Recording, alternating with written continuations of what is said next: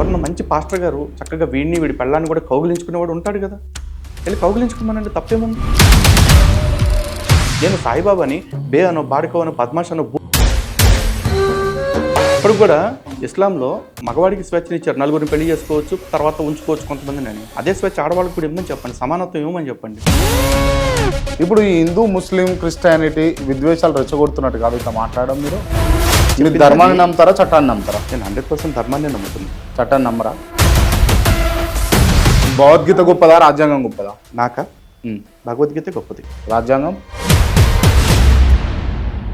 సాయిబాబా హిందూ దేవుడు కాదా? కాదండి. కాదా? హిందూ దేవుడు కాదు, అసలు నా దృష్టిలో ఆయన దేవుడు కాదు. సబ్కా మాలిక్ ఏకే అని అన్నాడు, అది గొప్ప మాట కాదా? ఆ చిల్లర ఉండవాడుకు కొద్దిగా ఎదవా అని చెప్పేసి అనొచ్చు. నేను నాకు భగవద్గీతను మించింది ఏది లేదు. ఏది లేదు? ఏది లేదు. ఏది? ఏది లేదు. నేను మళ్ళీ అడుగుతున్నా, ఏది లేదా? సరే మీకు క్లారిటీగా చెప్తున్నా. హిందూ శక్తి అనే బిజినెస్ ఎట్లా నడుస్తుంది అని అడిగాను. హిందూ జనశక్తి ద్వారా ఏం బిజినెస్ చేసామో మీరు చెప్తే. బిజినెస్ కాదా? ఏం బిజినెస్ చేసామో? మీరు చేసేదే బిజినెస్ అని నేను అంటా. ఏ బేస్ మీద? హిందుత్వాన్ని అడ్డం పెట్టుకొని అయితే మా ధర్మాన్ని లేదా మమ్మల్ని లేదా మా సంస్థని టార్గెట్ చేసిన వాడికి మాత్రమే మేము బుద్ధి చెప్తున్నాం. ధర్మరక్షకులు అంటే మీరేనా? 100% మేమే. మీరేనా? మేమే. ప్రకాష్ రాజ్తో పోలిస్తే రావణాసురుడు చాలా మంచివాడు. వాడు పశువు. వాడు వాడే. వాడు అంటారా? వాడే అంటారా వాడు అని? గ్యారంటీగా చెప్తున్నాను, ధర్మద్రోహులందరికీ 2 పడిపోతాయి.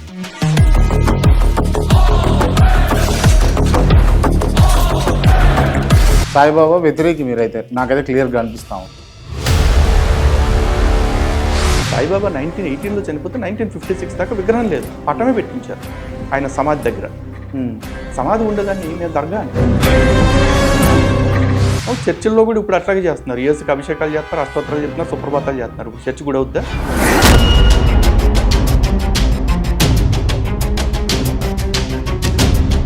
అవసరమైతే మీరు ఆయుధం పడతారా? అవసరం వచ్చిన రోజున తప్పదు అనిపిస్తే ఖచ్చితంగా సిద్ధంగానే ఉన్నాం దానికి.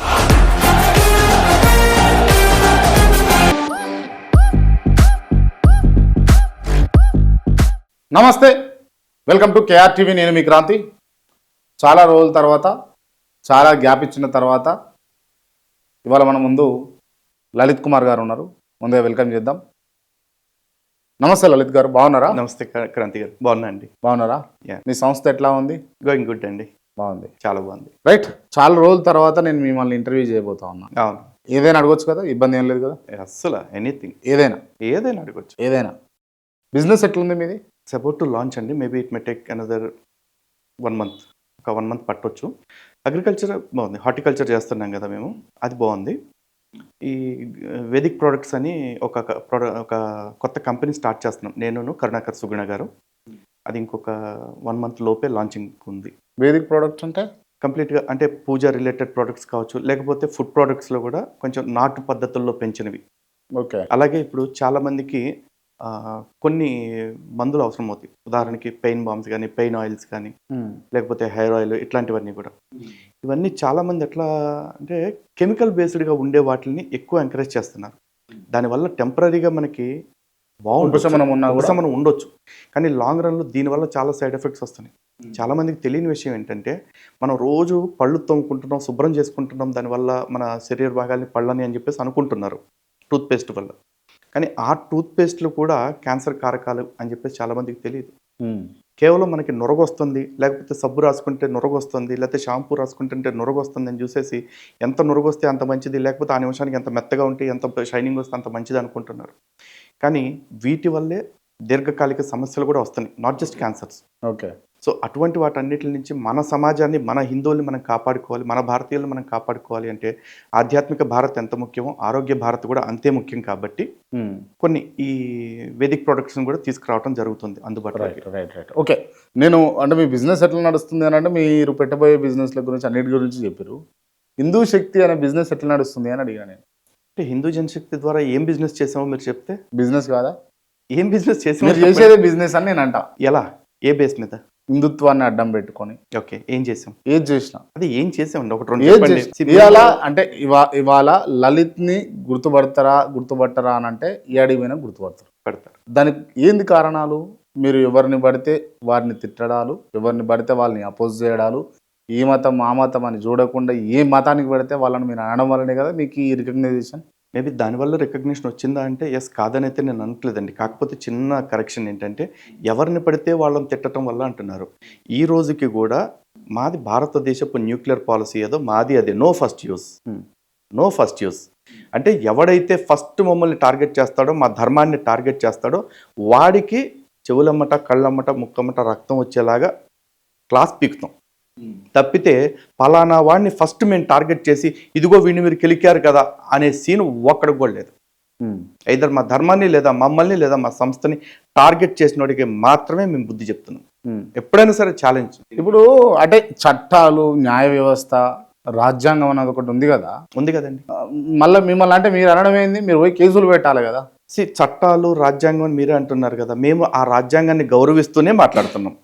ఈ రోజున భారతదేశంలో ఆర్టికల్ 19 అనే ఒక ఆర్టికల్ ఉంది.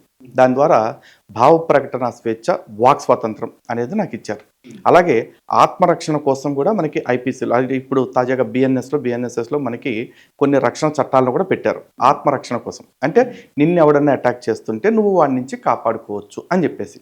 ఈరోజు నన్ను ఒకటి ఛానల్ పెట్టుకుని అమ్మ నా బూతులు తిడుతున్నాడు, నేను వాడి మీద యాక్షన్ తీసుకోండి అని పోలీసులకు కంప్లైంట్ ఇచ్చారు. నా మీద నాకు ఎటువంటి న్యాయం జరగలేక. మీరు కూడా చాలా మందిని తిడుతున్నారు కదా. తిడుతున్నాం కదా. మీరు తిడుతున్నారు కదా. తిడుతున్నాగా. నేను ఇందాకే చెప్పాక నో ఫస్ట్ యూస్. వాడు నన్ను అనకుండా నేను వాడిని ఒక్క మాట కూడా అనలేదు, అనబోను కూడా. ఎందుకంటే మేము ఎప్పుడు కూడా ఆత్మరక్షణలోనే ఉంటున్నాము, అటాకింగ్ మోడ్లో లేం. మమ్మల్ని ఎవడు అనకపోతే, మా ధర్మాన్ని ఎవడు అనకపోతే మేము కెలకం కదా, మాకన్నా సరదానా. ఇప్పుడు అడుగుతా, చెప్తాను. ఇప్పుడు అకారణంగా ఒక వ్యక్తిని నేను ఊరికే తిడుతూ ఉంటే జనాలు ఎంకరేజ్ చేయడానికి, జనాలు మాకు సపోర్ట్ చేయడానికి, జనాలకి ఏమన్నా పని లేకుండా ఉన్నారా? అంటే జనాలు గమనిస్తున్నారు మేము ధర్మం కోసం చేస్తున్నాము, మన ధర్మానికి ద్రోహం చేసే వాళ్ళకి మేము బుద్ధి చెప్తున్నాం అనేది జనాలు నోటీస్ చేస్తారు. నేను ఏమంటున్నా, మిమ్మల్ని అభిమానిస్తారు, మిమ్మల్ని ఎంకరేజ్ చేస్తారు, ఓకే, దాన్ని సపోర్ట్ చేస్తారు, నేను కాదంటలేదు. మీరేమైనా ధర్మరక్షకులా? 100%. ధర్మరక్షకులు అంటే మీరేనా? 100% మీరేనా? మేమే. రక్షకులు అంటే నిర్వచనం. మన ధర్మాన్ని ఎవరైతే కాపాడుకుంటారో, మన ధర్మాన్ని కాపాడుకోవటానికి మన ఓపిక ఉన్నంత వరకు కాదు, ఊపిరి ఉన్నంత వరకు మేము నిలబడతాము అని ధైర్యంగా నిలబడతాడో, అవసరమైతే ఆయుధంగా మారొచ్చు, లేకపోతే ఆయుధాన్ని పట్టొచ్చు, లేకపోతే వాడి గొంతునే ఆయుధంగా మార్చుకోవచ్చు. ఏదైనా ఆయుధాన్ని కూడా పట్టొచ్చా? పట్టొచ్చండి, తప్పదు. అవసరమైతే మీరు ఆయుధం పడతారా? అవసరం వచ్చిన రోజున తప్పదు అనిపిస్తే ఖచ్చితంగా సిద్ధంగానే ఉన్నాం దానికి. ఆ రోజు మేము మాకున్న చట్టం అట్లా చెప్తలేదు కదా. ఒకటి చెప్తానండి, నా ఆత్మగౌరవాన్ని, నా ఆలయాన్ని ఇబ్బంది పెడుతుంటే, నా ఆత్మాభిమానాన్ని, నా ఆలయాన్ని కాపాడుకోవటం కోసం నిజంగా నాకు ఆయుధం పట్టని పరిస్థితి వస్తే పడతా. ఇప్పుడు నా ఇంటి ఆడబిడ్డనో, లేకపోతే రోడ్డు మీద ఒక హిందూ ఆడబిడ్డనో ఎవడో చెరుస్తున్నాడు నా కళ్ళ ముందే. ఈరోజు నా బిడ్డను నేను కాపాడాలి అంటే నాకు చట్టం ఆయుధం పట్టొద్దని చెప్పింది కదా అని నేను ఆగిపోతానా? నాకు అక్కడ చట్టాన్ని గౌరవించడం ఎంత ఇంపార్టెంటో ఆ ఆడబిడ్డను కాపాడటం అంతకంటే ఇంపార్టెంట్. నాకు ఆడబిడ్డ నాకు అంత ఇంపార్టెంట్ అయినప్పుడు మరి నా ధర్మం నాకు ఇంపార్టెంట్ కదా. ఇప్పుడు సనాతన ధర్మంలో భగవద్గీత మాకు ప్రమాణం. భగవద్గీత నాకు చెప్తుంది, అత చేత్వమిమం ధర్మ్యం సంగ్రామం న కరిష్యసి. అంటే నీ ధర్మాన్ని కాపాడుకోవటానికి యుద్ధం చేయటం అనేది నీ కర్తవ్యము. నువ్వు యుద్ధానికి వెనకాడకూడదు. ఒకవేళ నువ్వు అటువంటి యుద్ధాన్ని చేయటానికి కనుక నిరాకరిస్తే నువ్వు పాపం చేసిన వాడు అవుతావని నా ధర్మం చెప్తుంది. నా మత గ్రంథం చెప్పి ధర్మాన్ని నమ్ముతారా, చట్టాన్ని నమ్ముతారా? నేను 100% ధర్మాన్ని నమ్ముతున్నా. చట్టాన్ని నమ్మరా? చట్టాన్ని నమ్మరా కాదు, నా ధర్మము ఈ దేశాన్ని తల్లిగా భావించమంది, ఈ దేశం ప్రశాంతంగా ఉండటానికి ఏం చేయాలో చేయమంది. భగవద్గీత గొప్పదా, రాజ్యాంగం గొప్పదా? నాకా భగవద్గీత గొప్పది. రాజ్యాంగం సమాజంలో కావాల్సింది, అందరికీ కావాల్సింది, నాకొక్కడికే కాదు కదా. రాజ్యాంగం అనేది ముస్లింలకి, క్రైస్తవులకి, సిక్కులకి, బౌద్ధులకి, జైనులకి అందరికీ పనికొచ్చేది. భగవద్గీత నా వ్యక్తిగతం, నా మతం, నా ధర్మం. కాబట్టి నేను చెప్తానండి. కాబట్టి నాకు భగవద్గీతను మించింది ఏది లేదు. మళ్ళీ అడుగుతున్నా, ఏది లేదా? సరే మీకు క్లారిటీగా చెప్తున్నా, నాకు భగవద్గీత తర్వాతే రాజ్యాంగం. అంతే. సమాజంలోకి వచ్చినప్పుడు నాకు రాజ్యాంగాన్ని గౌరవిస్తా.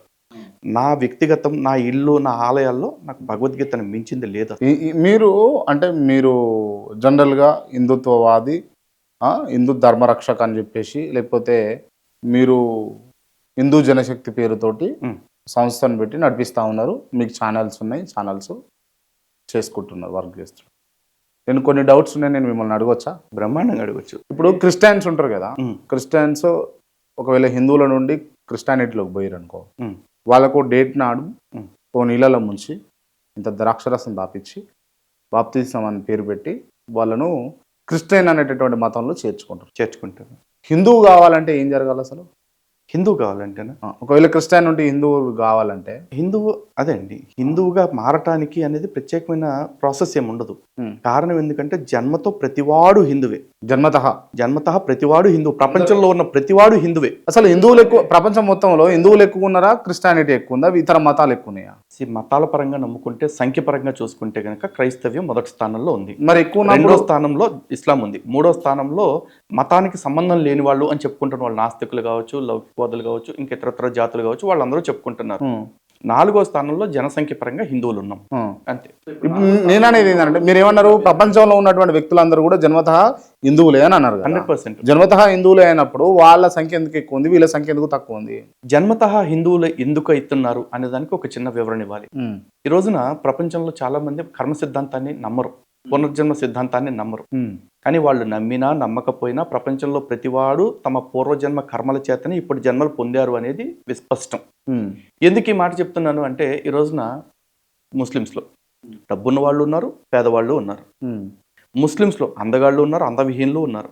ముస్లిమ్స్లోనే ఆడవాళ్ళుగా పుట్టినవారు, మగవాళ్ళుగా పుట్టిన వాళ్ళు, అటు ఇటు కాకుండా పుట్టిన వాళ్ళు ఉన్నారు. సేమ్ సెక్షన్స్ క్రైస్తవుల్లో ఉన్నారు, మిగతా మతాల్లో కూడా ఉన్నారు. ఇప్పుడు ఒకటే జన్మ అయినప్పుడు, ఒకటే దేవుడు అయినప్పుడు, ఒకే దేవుడు వీళ్ళందరినీ ఎందుకు ఇన్ని జాతులుగా సృష్టించాడు? ఒక నీ రకంగా, ఒక నా రకంగా. సనాతన ధర్మం దానికి సమాధానం చెప్తుంది. అదేంటంటే పూర్వజన్మ కర్మలు ఏవైతే ఉంటాయో, ఆ పూర్వజన్మలో కావచ్చు, ఈ జన్మలో కావచ్చు, సంచిత ప్రారంధ అగామి కర్మల్లో ఏదైనా కారణం కావచ్చు, ఆ కర్మల వల్లనే పునర్జన్మ పొందారు. కాబట్టి వీళ్ళు ఈ విధంగా తేడాలతోటి జన్మించారు అని చెప్తుంది.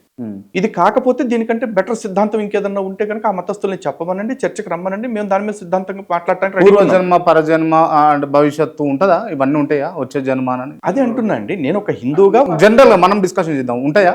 అదే చెప్తున్నా. జనరల్ గా నేను ఒక హిందువుగా పునర్జన్మ నమ్ముతున్నారు. ఉన్నాయి. దానికి రీజన్, మీరు నమ్మడానికి కారణం ఏంది? బలమైన కారణం నేను నమ్మటానికి కారణం ఒకటేనండి. నేను ఈ రోజున లలిత్ కుమార్ లాగా పుట్టా. ముఖేష్ అంబానీ లాగా పుట్టాడు. ముఖేష్ అంబానీ ఎందుకు అంత కోటీశ్వరుడు కడుపున పుట్టాడు? నేను ఎందుకు పుట్టలేదు చెప్పండి? సింపుల్. దేవుడు ఒకడే దేవుడైతే అందరినీ సమానంగా పుట్టించుంటే అందరినీ 1,00,000 కోట్లు ఇచ్చి పుట్టించాల్సింది. ఎందుకు పుట్టించలేదు? ఇప్పుడు ఒకడే దేవుడు కదా ముస్లిం ప్రకారం, క్రిస్టియానిటీ ప్రకారం. దానికి అదే కారణం అనేది, వాళ్ళ నాయన కష్టపడ్డాడు, వాళ్ళ నాయన తర్వాత ఆయన జన్మించాడు. అదే ఇప్పుడు మరి అలా కష్టపడటం మరి మిగతా వాళ్ళు ఎందుకు అవ్వలేదు? అందరూ వాళ్ళ ఇష్టం అండి, ఎవరి ఇష్టం వాళ్ళది, ఎవరి మైండ్ సెట్ వాళ్ళది. ఆ ఇష్టం కాడే బ్రేక్ పడుతుంది. ఇప్పుడు ప్రతి వాళ్ళు ఒకేలా కష్టపడతారు. అనిల్ అంబానీ, ముఖేష్ అంబానీ ఇద్దరు ఒకే తండ్రికి పుట్టారు. ఈరోజు అనిల్ అంబానీ ఏమైపోయాడు? ఎందుకు ముఖేష్ అంబానీ లాగా ఇది చేయలేదు? అంటే అనిల్ అంబానీని వాళ్ళ నాన్న చదివించలేదా? బిజినెస్ నేర్పించలేదా? కారణం ఏందంటారు? మీరు ఏమంటారు? బుద్ధి కర్మానుసారణి. కర్మ ఏ విధంగా జరగాల్సి ఉంటుందో ఆ విధంగానే బుద్ధులు నడిపిస్తాయి వాళ్ళని. ఇది సనాతన ధర్మం చెప్తున్న కర్మ సిద్ధాంతం. నేను ఒక హిందువుగా ఈ కర్మ సిద్ధాంతాన్ని నమ్ముతున్నా. ఒకవేళ నేను నమ్ముతున్న సిద్ధాంతం తప్పైతే కనుక మరి ఏ కారణం చేత మనుషుల్లో ఈ వ్యత్యాసం పెట్టాడు దేవుడు అనేది ముస్లిం పండితులను, క్రైస్తవ పండితులను వచ్చి నిరూపించమనండి. అంటే నాకు తెలిసి, ఇఫ్ యూ డోంట్ మైండ్, ఈ మాట అంటున్నందుకు మీరు ఏం కాదు, అడగండి. ఇప్పుడు మీరు పోయిన జన్మలో క్రిస్టియన్ అయి పుట్టిరు, ఈ జన్మలో హిందువుగా పుట్టి హిందూ ధర్మ రక్షణ కోసం పనిచేస్తారా? మరి అట్లా ఏమైనా ఉంటుందా? ఏమో, పూర్వజన్మ గురించి తెలిసిన వాళ్ళు ఎవరన్నా ఉండి తెలుసుకుని చెప్పగలిగిన వాళ్ళు ఉంటే వాళ్ళు చెప్పాలి. నమ్మేదే మీరు కదా, మీకు తెలియనప్పుడు ఎట్లా? ఇప్పుడు నేను పునర్జన్మ ఉందని నమ్ముతున్నాను, కానీ పూర్వజన్మలో నేను ఏ జన్మలో పుట్టానని నాకు తెలియదు. నేను క్రిస్టియన్గానే పుట్టానా, లేకపోతే ఏనుగుగానే పుట్టానా, సింహంగానే పుట్టానా, లేదా ఇంకో జన్మే పుట్టానా నాకు తెలియదు కదా. పునర్జన్మ ఉందని నమ్ముతున్నంత మాత్రాన పూర్వజన్మ జ్ఞానము, భవిష్య జన్మ జ్ఞానం ఉండాలని రూల్ లేదుగా. ఉంటుందా? అట్లా కొంత ఉన్నదా? ఎవరికన్నా ఉండొచ్చు, ఉండకపోవచ్చు, నాకు తెలియదు. నేనైతే ఉందని నమ్ముతున్నాను, అంతవరకైతే క్లారిటీ. కారణం ఏంటంటే నేను పూర్తి హిందువుని ఎప్పుడవుతాను? నేను పెట్టిన బొట్టుకు అర్థం ఏంటి అంటే నేను పునర్జన్మని నమ్ముతున్నానని. బొట్టు పెట్టుకుంటున్నాను అంటే పునర్జన్మని నమ్ముతున్నాను, అంగీకరిస్తున్నానని. ఓకే. పునర్జన్మే లేకపోతే మనుషుల మధ్య తేడాలు ఎందుకుంటాయి అనేది ఏ మతస్థుడైనా సరే వచ్చి నిరూపించమనండి. మీ ఛానల్ వేదికగా డిబేట్ కూర్చోడానికి రెడీగా ఉన్నా. మైండ్ సెట్ నాకు తెలిసి, నేను అనేది ఏంటంటే న్యూట్రల్గా అందరినీ యథార్థంగా పుట్టించండి దేవుడు. పుట్టించలేదండి, పుట్టించలే. ఇప్పుడు పుట్టుకతోనే కొంతమంది కాళ్ళు చేతులు లేకుండా పని చేయకుండా పుట్టేవాళ్ళు పిల్లలు లేరా? తల్లిదండ్రుల లోపం కదా. అదే ఆ తల్లిదండ్రులకి అలాంటి సంతానం కలిగేలాగా ఎవరు చేస్తున్నారు? ఇప్పుడు నాస్తికుడు దేవుడిని నమ్మడు కాబట్టి వాడికి ఇష్యూస్ దేంతో దేవుడు చేస్తాడా? నువ్వు నీ కాళ్ళు చేతులు వంకర పుట్టాలి రా అని దేవుడు వంకర పుట్టిస్తాడా? నేను చెప్తుంది అదే. నాస్తికుడు దేవుడిని నమ్మడు కాబట్టి వాడికి ఏ సిద్ధాంతంలో ఇష్యూ లేదు. కానీ దేవుడిని నమ్ముతున్న వాళ్ళు ఏంటి, భగవంతుడే సృష్టికర్త అని నమ్ముతున్నారుగా. ఇప్పుడు క్రైస్తవులు ముస్లింల ప్రకారం ఏంటంటే ప్రతివాడి పుట్టుకకి కారణం దేవుడే. కానీ సనాతన ధర్మం ప్రకారం ఈ సృష్టి ఏర్పడింది భగవంతుడి వల్ల. కానీ ఈ సృష్టిలో పునరపి జననం, పునరపి మరణం, పునరపి జనని జఠరేసేనం అని చెప్తుంది. దేనివల్ల అంటే కర్మ సిద్ధాంతాన్ని అనుసరించే. ఈ కర్మ సిద్ధాంతం కారణంగా పూర్వజన్మలో పాపం చేసుకున్నవాడు ఎవడైతే ఉంటాడో వాడి ఈ జన్మలో రోగాలతో పుడుతున్నాడు. పూర్వజన్మ కృతం పాపం వ్యాధి రూపేణ బాధ్యత అని చెప్పేసి శాస్త్రం చెప్తుంది. స్వర్గ నరకాలు లేవు ఈడ. ఎందుకు లేవు? ఉన్నాయి కదా. మళ్ళీ స్వర్గ నరకాలు కూడా ఉన్నాయా? అన్నీ ఉంటాయి. స్వర్గానికి నరకానికి పోయినాడు మళ్ళీ ఎట్లా పుడతాడండి? ఎందుకు పుట్టరండి? ఈ రోజున ఒక వ్యక్తి చెప్తాను, ఒక వ్యక్తి జైలుకి వెళ్తున్నాడు. 14 ఏళ్ళు యావజ్జీవ కారాగార శిక్ష వేస్తున్నారు. అతను 14 ఏళ్ళు జైల్లో ఉంటాడా? ముందే హాలిడేస్ అని లేకపోతే రెమిషన్స్ ఉంటే, సత్ప్రవర్తన ఉంటే వాటిని కానీ, లేకపోతే ఇతరత్ర స్కోర్స్ ఉంటాయి వీళ్ళు జైల్లో ప్రవర్తించే విధానాన్ని బట్టి. దాన్ని బట్టి కొంతమందిని ఆగస్టు 15కో జనవరి 26కో రిలీజ్ చేస్తున్నారు. అవును. ఎందుకు వదిలేస్తున్నారు? ఇట్లాంటి కూడా ఉంటుంది. మీరు ఎట్లా చెప్తున్నారు ఇవన్నీ ఉంటుందని? గరుడ పురాణం ఆధారంగానే చెప్తున్నా.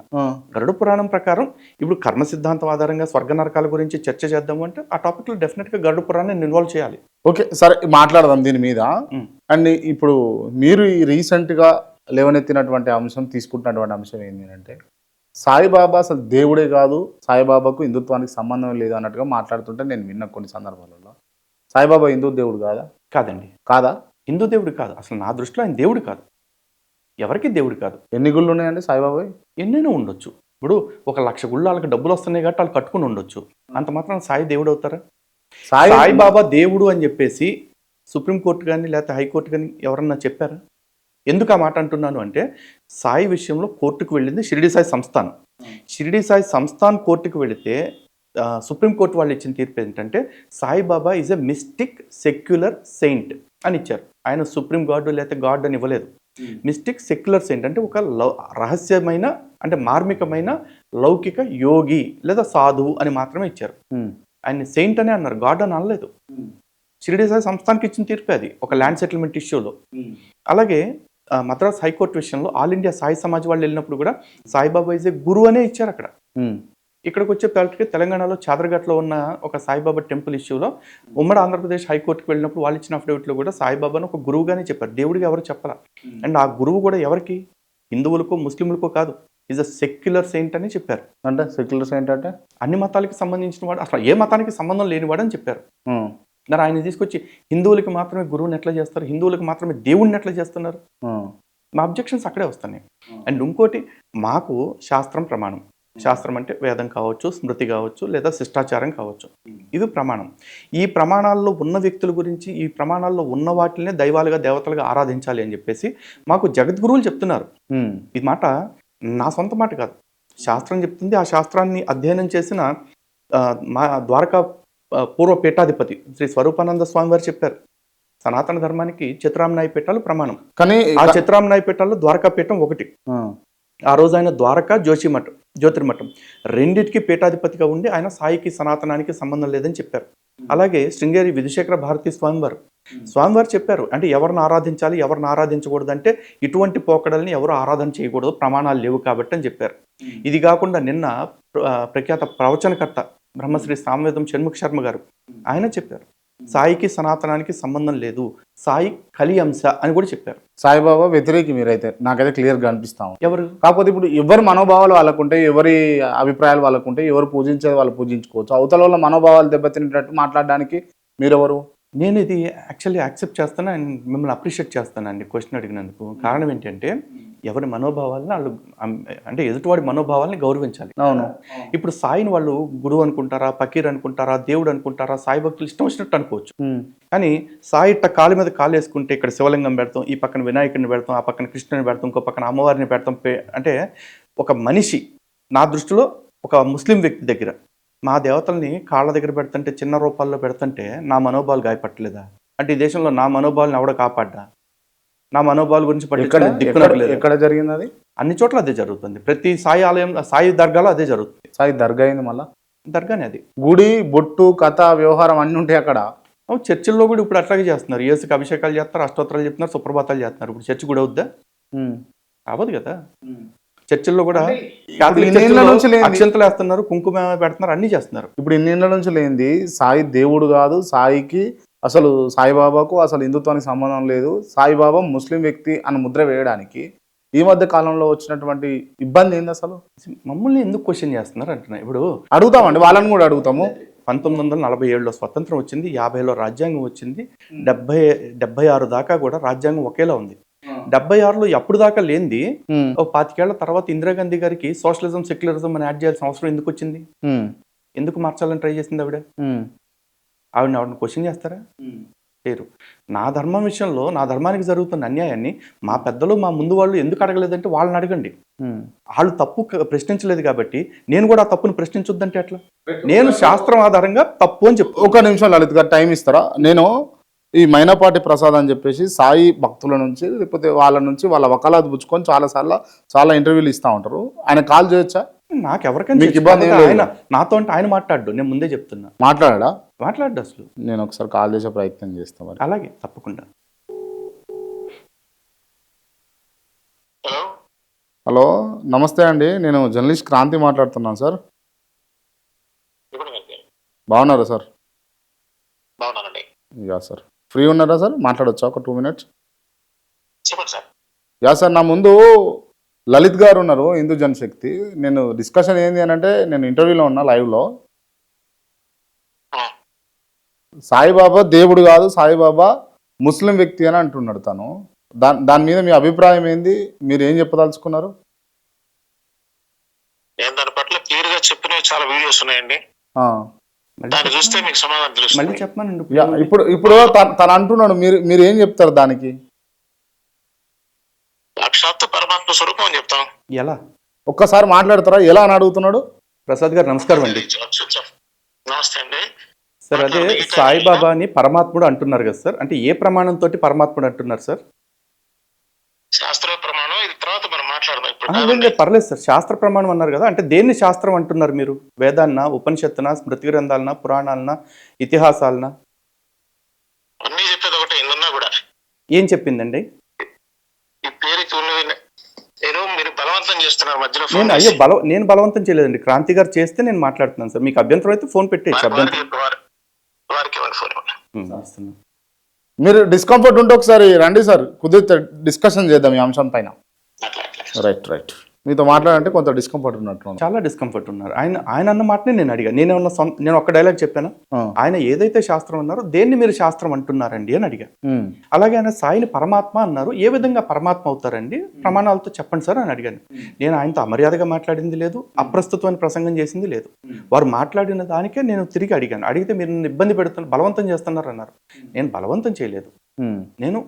మీరు మాట్లాడమన్నారు, సభా మర్యాద ప్రకారమే నేను మాట్లాడా. ఏమన్నా మర్యాద మీరేనా? మీరు చెప్పండి. ఏంటి ప్రాబ్లము? ఒక వ్యక్తిని లేదా ఒక భగవంతుడిని లేదా ఒక విశ్వాసాన్ని పాటించేవాడికి పూర్తి స్వతంత్రం ఉంటుంది. కానీ ఇక్కడ సాయిబాబాని పరమాత్ముడు అని చెప్తున్నారు. పరమాత్ముడు అని చెప్పి మిగతా వాళ్ళని కింద పెడుతుంటే మిగతా వాళ్ళంతా ఎవరు? వాళ్ళు పరమాత్మ స్వరూపం కాదా? అదే మీకు వచ్చిన ఇబ్బంది, అంతే కదా? అదొకటి ఇబ్బంది కాదు, అదొక ఇబ్బంది. అలాంటివి చాలా ఉన్నాయి. ఇప్పుడు సాయిబాబాని గొప్ప, కానీ సాయిబాబా అనేది మీరు దర్గా అనడం ఎంతవరకు కరెక్ట్? మీరు కానీ దర్గానే కదా, దర్గాని ఏమనాలి మీరు చెప్పండి? గుడి కదా, సాయిబాబా గుడి అని అంటారు, కానీ దర్గా అనగానే ఎక్కడ? సాయిబాబా గుడి అని చెప్పేసి ఎవరు చెప్పారు మీకు?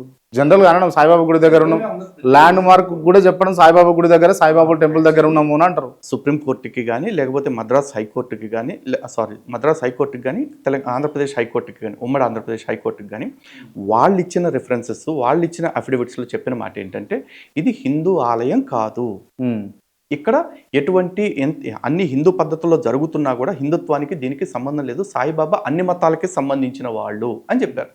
ఈవెన్ షిరిడీలో కూడా ఈ రోజు కూడా శ్రీరామనవమి ఉత్సవం చేసి రాత్రి అయ్యేపాటికి ఉరుసు ఉత్సవం చేస్తారు. ఉరుసు ఎక్కడ జరుగుద్దో మీరు చెప్పండి? దర్గాల్లోనే జరుగుతుంది. అండ్ ఇంకోటి, ఆల్ ఇండియా సాయి సమాజ్ మద్రాస్ హైకోర్టుకి ఇచ్చిన అఫిడవిట్లో ఇచ్చిన మాట ఏంటంటే మా సాయి మందిరాలలో, ఆలయాల్లో కాదు, మందిరాల్లో సాయిబాబా ఫోటో తప్ప మిగతా ఎక్కడా కూడా వేరే ఏ దేవతలకు సంబంధించిన, ఏ ఋషులు లేకపోతే మునులు సాధకులకు సంబంధించిన ఇతరత్ర ఫోటోలు ఎవరివి మందిరంలో ఉండవు, కావాలంటే మందిరం బయట పెట్టుకుంటాం మేము అని చెప్పారు. ఆ రోజున పటాలే వేరే వాళ్ళే పెట్టమని చెప్పిన వాళ్ళు ఈ రోజున ఆలయాల్లోకి విగ్రహాలు ఎలా తెచ్చారు? అది మీకు తెలియాల్సిన విషయం ఏంటంటే 1956 దాకా షిరిడీలో కూడా ఆలయం ఇది లేదు, విగ్రహం లేదు. సాయిబాబా 1918లో చనిపోతే 1956 దాకా విగ్రహం లేదు, పటమే పెట్టించారు ఆయన సమాధి దగ్గర. సమాధి ఉండేదాన్ని మేము దర్గా అంటాం. అండ్ సబ్కా మాలిక్ ఏక్ హై అని ఇటువంటి గొప్ప మాటలు చెప్పిన వ్యక్తి సాయిబాబా కదా. ఓకే, అటువంటి వ్యక్తిని మీరు ఇట్లా అనడము, అది ఎలా గొప్ప మాట అన్నారు? సబ్కా మాలిక్ ఏక్ హై అని అన్నాడు. అది గొప్ప మాట కాదా? అది గొప్ప మాట మీరు నమ్ముతుంటే చెప్పండి. కాదా? కాదా అని నేను అడుగుతున్నా మిమ్మల్ని. కాదనే చెప్తున్నా. ఎందుకు కాదు? ఎందుకంటే ఆ సబ్కా మాలిక్ ఏక్ హై అనే ముందు ఆయన ఇంకో మాట కూడా చెప్పాడు. ఆ మాలిక్ ఎవరో స్పష్టం చేశాడు. అల్లా మాలిక్ అన్నాడు. అల్లా మాలిక్ మాత్రమే సాయిబాబా చెప్పింది. సబ్కా మాలిక్ ఏక్ హై అనేది సినిమా నినాదం తప్ప సాయి సచ్చరిత్ర నినాదం కాదు. సాయి సచ్చరిత్రలో ఎక్కడ ఆ మాట సాయిబాబా చెప్పినట్లేదు. అల్లా మాలిక్ అని మాత్రమే చెప్పాడు. అందరికీ అల్లా అనే దేవుడు అని చెప్పేసి. అల్లా నాకెట్ట మాలిక్ అవుతాడు? ఓ ముస్లింకు మాలిక్ అవుతాడు. నాకెందుకు మాలిక్ అవుతాడు అల్లా? అల్లాకి నాతో సంబంధం ఏంటి? నేను అల్లా నా మీద ఏదైనా ఆదేశం ఇస్తే నేను పాటిస్తానా? అల్లా ఆదేశం నేను పాటిస్తే నేను ఖురాన్ పాటించినట్టు. అప్పుడు నేను హిందూ అట్టయితే నేను ముసల్మాన్ అయితే. ఇప్పుడు ఈ హిందూ ముస్లిం క్రిస్టియానిటీ విద్వేషాలు రెచ్చగొడుతున్నట్టు కాదు ఇట్లా మాట్లాడడం మీరు? ఎవరు? మీరు. ఓ పని చేయండి, ఇదే వేదిక మీద ఒక ముస్లింని కూర్చోబెట్టి సాయిబాబా అల్లా స్వరూపమైన ఆయనతో చెప్పించండి. నేను వెంటనే నా వ్యాఖ్యలన్నీ విత్డ్రా చేసుకుంటా. Open offer. ఒక స్వచ్ఛమైన ముస్లింని కూర్చోబెట్టి సాయిబాబా అల్లా స్వరూపమే అని చెప్పించండి అన్నాడు ఆయన.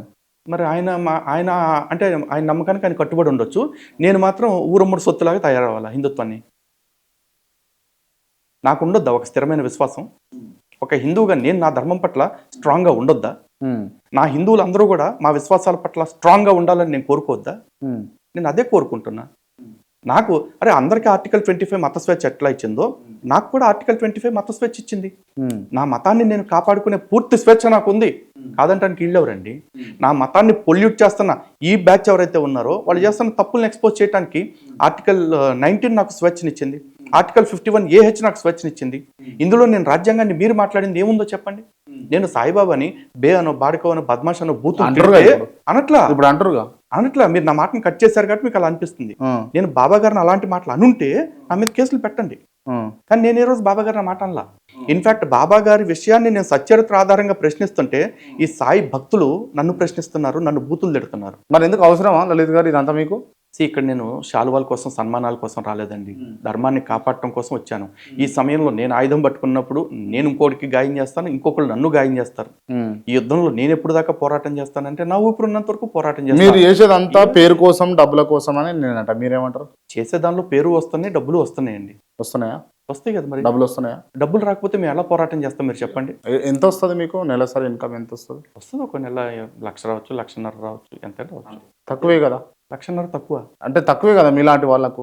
మాకు సరిపోతుంది. మాకు ఆఫీస్ మెయింటెనెన్స్, మా ప్రోగ్రాముల ఖర్చులు ఇంతే. మాకేముంటాయి ఇంకా? అంతే. ఎక్సెస్ ఖర్చులు ఉన్నప్పుడు మేము స్పెషల్గా ఫండ్ రైజ్ పెడుతున్నాము. మా దగ్గర ఒకటేనండి, మాకు 1,00,000 వస్తే 1,00,000కి తగ్గట్టు పనిచేస్తాం, 10 లక్షలు వస్తే 10 లక్షలకు తగ్గట్టు పనిచేస్తాం, 1,00,000 వస్తే 1,00,000కి తగ్గట్టు పనిచేస్తాం. మాకు 100 కోట్లు ఇచ్చినా సరే మేము దాన్ని ధర్మానికి వాడతాం. కాకపోతే మా చేతిలో అంత అమౌంట్ వచ్చిన రోజున మాత్రం గ్యారంటీగా చెప్తున్నాను, ధర్మద్రోహులందరికీ 2 పడిపోతాయి. డెఫినెట్గా పడిపోతుంది. మీరు డబ్బులు సంపాదించడానికే చేస్తున్నారు అని నేనంట. మీరేమంటారు? మీరు ఏమైనా అనొచ్చు, మీరే కదా చాలా మంది అంటున్నారు మమ్మల్ని. సాటి హిందుత్వవాదులు కూడా కొంతమంది అంటారు. ఎందుకంటే మాలాగా వాళ్ళకి పేరు రాలేదు కాబట్టి, మాలాగా వాళ్ళ ప్రజల్ని అడగగానే హిందూ బంధువులు సపోర్ట్ చేసే పరిస్థితి లేదు కాబట్టి కడుపు మంటతో ఎవడైనా ఏమైనా మాట్లాడచ్చు. రైట్. నేను డబ్బు కోసమే కావాలి అనుకుంటే ఎంతమంది శత్రువుల్ని చేసుకుని ఇన్ని కేసులు వేయించుకుని, లేకపోతే ఎంతమంది మీద మేం కేసులు పెట్టి ఇన్ని చోట్లకి తిరుగుతూ, ఎందుకంటే ఈ హిందూ సమ్మేళనాలు ప్రారంభమైన తర్వాతే దగ్గర 70-80 ప్లేసెస్కి తిరిగాం మేము. ఎంత ఆరోగ్యం పాడవుతుంది మీరు ఆలోచించారా? ఇదంతా మాకెందుకు అంటే ఈ శ్రమ మేము వ్యాపారం విషయంలోనో లేదా మా వ్యవసాయం విషయంలోనో పెట్టుకుంటే ఈ మాత్రం డబ్బు అక్కడ సంపాదించుకోమా? Yeah, definitely. Without risk.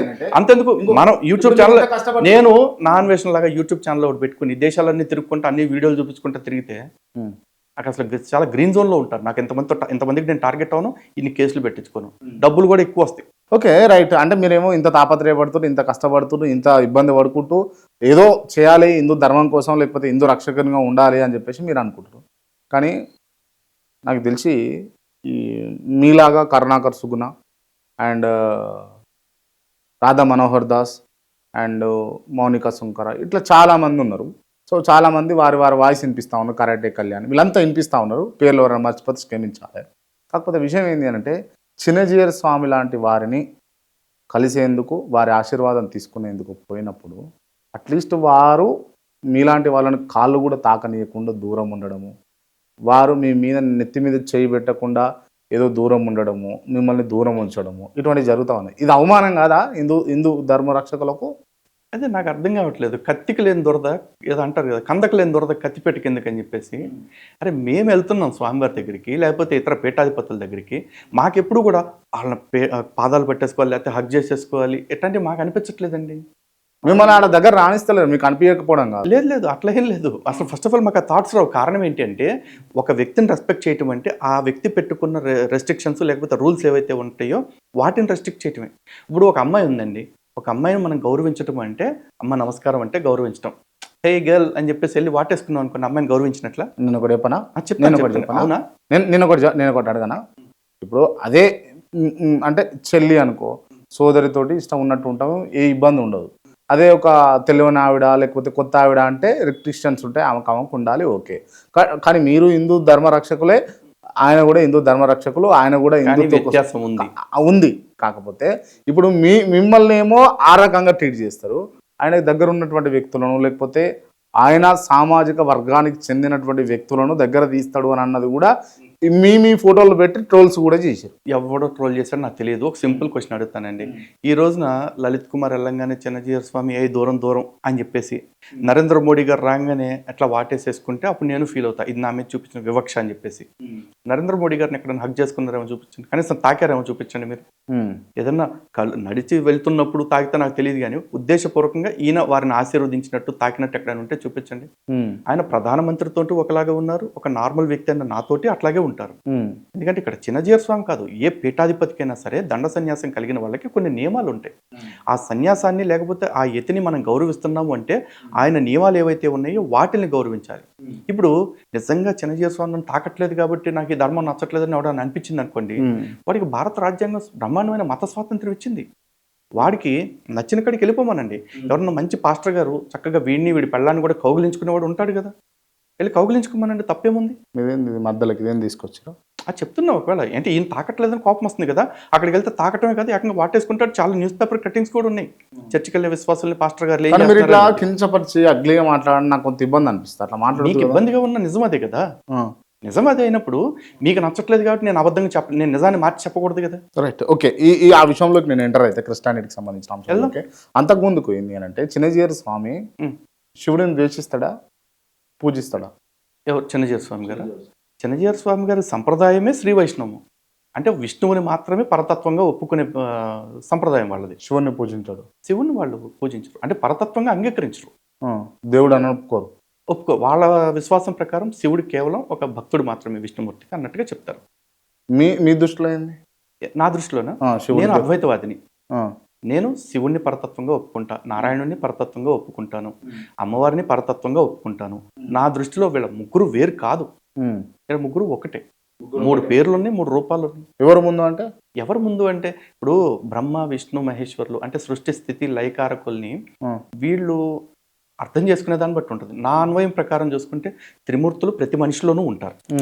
ఉదాహరణకి మూలాధార స్వాదిష్టాన చక్రాల వరకు ఇక్కడ నాభి భాగం వరకు చూసుకున్నట్లయితే కనుక ఇదంతా కూడా బ్రహ్మలోకం. ఎందుకంటే సృష్టి చేయించగల అవయవాలన్నీ కూడా ఇక్కడే ఉన్నాయి. సృష్టికి మూలాధారం అదే. ఆ తర్వాత ఇక్కడి నుంచి కంఠం వరకు కూడా ఇది స్థితికారకం. ఎందుకంటే మనం తింటున్న భోజనము మన శరీరాన్ని నిలబడేలాగా చేస్తున్నది. మనం తీసుకునే ద్రవ పదార్థాలు మన శరీరానికి శక్తిని ఇస్తా ఉన్నాయి. ఇదైతే ఎవరు డినై చేయలేరు కదా. కాబట్టి మన శరీరం నడవటానికి సహకరించే భాగం ఇది. కాబట్టి ఇది స్థితికారకుడు. ఇక్కడ వరకు బ్రహ్మ అయితే అంటే సృష్టికర్త అయితే ఇది స్థితికర్త. ఇక మూడోది లయం, పరమాత్ముడితోటి లయం చేసేది. అంటే ఏది? మన ఆలోచన. బ్రెయిన్ ఎక్కడుంటుంది? తల భాగంలో ఉంటుంది. కాబట్టి ఇది మహేశ్వరుడు తలభాగం అంతే. నేను సృష్టి స్థితి లయకారకులు ఎక్కడున్నారు అంటే నా దేహంలోనే ఉన్నారని చెప్తా. దీనికే శంకరాచార్యుల వారు కూడా చెప్పారు కదా, దేవాలయ ప్రోక్తో జీవో దేవ సనాతన అని.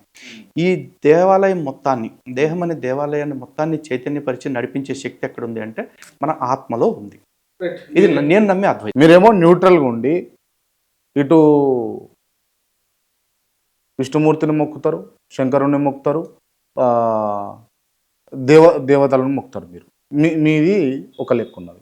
హిందుత్వంలోనే మళ్ళా కేవలం విష్ణుమూర్తిని నమ్మే వాళ్ళు ఒక లెక్క, కేవలం పరాశక్తిని నమ్మేటోళ్ళు ఒక లెక్క, మళ్ళా అందులోనే మళ్ళా శంకరుని నమ్మేటోళ్ళు ఒక లెక్క. ఇంత డివైడ్ అండ్ పాలిటిక్స్ నడుస్తున్నటువంటి హిందుత్వంలో మీరేం చేస్తారు అసలు? ఇది డివైడెడ్ పాలిటిక్స్ అని మీరు ఎందుకు అనుకుంటున్నారో నాకు తెలియదు. నా వరకు నేను ఒకటి చెప్తాను, నేను స్పష్టమైన అద్వైతిని. ఓకే, అలా అని చెప్పేసి నాకు ద్వైతుల పట్ల విశిష్టాద్వైతుల పట్ల ఎటువంటి వ్యతిరేకత ఉండదు, ఎటువంటి భేదం ఉండదు. కారణం ఏంటంటే సనాతన ధర్మం అంటేనే బహుదేవతారాధన, బహువిధారాధన. సనాతన ధర్మంలో ఏకేశ్వరోపాసన ఉంది, బహుదేవతారాధన ఉంది.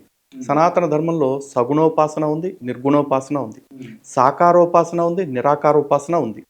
సనాతన ధర్మంలో ఇవన్నీ కూడా భిన్న మార్గాలు. ఇప్పుడు మీరు ఇక్కడి నుంచి విజయవాడ వెళ్ళాలనుకుంటున్నారండి, మీరు వయా వరంగల్ వెళ్తారా, వయా లేకపోతే మిర్యాలగూడ వెళ్తారా, లేకపోతే వయా సూర్యాపేట వెళ్తారా, మీ ఇష్టం వచ్చిన రూట్ మీరు చూస్ చేసుకోండి. ఇన్ని మార్గాలు ఉన్నాయి అని చెప్తున్నారు. అలాగే మీరు ఫ్లైట్లో వెళ్తారా, బస్సులో వెళ్తారా, ట్రైన్లో వెళ్తారా, బైక్ మీద వెళ్తారా, సొంతంగా కార్ వేసుకుని వెళ్తారా, మీ ఇష్టం. మీకు ఇన్ని అవకాశాలు ఇస్తుంది సనాతన ధర్మం. ఎవెన్చువల్లీ మీరు విజయవాడ చేరాలన్న లక్ష్యాన్ని ఫుల్ఫిల్ చేస్తుందా లేదా, ఇదే చూస్తున్నాం. కానీ మిగతా మతాల్లో ఏముంటుంది, విజయవాడ వెళ్ళటం ఇంపార్టెంట్ కాదు, ఏదో ఒకదాన్నే చూస్ చేసుకోవాలి, ఇంకా రెండో ఆప్షన్ లేదు అని చెప్పేసి చెప్తున్నారు. దానివల్ల అది ఇరుకు మార్గం కింద మిగిలిపోతున్నాయి ఆ మతాలన్నీ. సనాతన ధర్మంలో ఆ ఇరుకుతనం లేదు, సంకుచితత్వం లేదు. సనాతన ధర్మంలో వేదం ఒకటే చెప్తుంది, ప్రతి జీవుడు కూడా పరమాత్ముని చేరుకోవటం అనే లక్ష్యాన్ని ప్రతిపాదిస్తుంది. ఆ లక్ష్యానికి అనేక మార్గాల్ని సూచిస్తూ ఉంది. అలాంటి అనేక మార్గాల్లో ద్వైతము, అద్వైతము, విశిష్టాద్వైతము, ఇంకా చాలా ఉన్నాయి మార్గాలు. ఇందులో మాకైతే ఎటువంటి ఇబ్బంది లేదు, ఎటువంటి వ్యత్యాసం లేదు. సరే, ఇందాక మనం క్లోజ్ చేసినటువంటి క్రిస్టియానిటీ సబ్జెక్ట్ ఉంది కదా, మీరు పాస్టర్లు ఆయనను వర్క్ చేసుకుంటారు, ఆయన భార్యను వర్క్ చేసుకుంటారు అని అన్నారు, కౌగిలించుకుంటారు అని అన్నారు కదా. కౌగిలించుకుంటారని నేను అనలేదండి. వీళ్ళు కావాలంటే అక్కడికి వెళ్ళండి, పాస్టర్ గారు అయితే ఇద్దరిని కౌగిలించుకుంటారేమో మరి అన్న. స్వామీజీ తాకపోతే బాధపడుతున్నారు అన్నారు కదా, అలాంటి వాళ్ళు చర్చికి వెళ్ళండి, అక్కడ పాస్టర్ గారు అయితే మిమ్మల్ని బాగా ప్రేమగా చూసుకుంటారు అంటున్నారు కదా, మిమ్మల్ని మీ భార్యను కూడా బాగా ప్రేమగా చూసుకుంటారు అంటున్నారు. అంటే దాని అర్థం ఏంటి? మీరు అంటే చెప్తున్నారు కదా, చర్చిలో అసమానత లేవు అని మాట్లాడుతున్నారు కదా.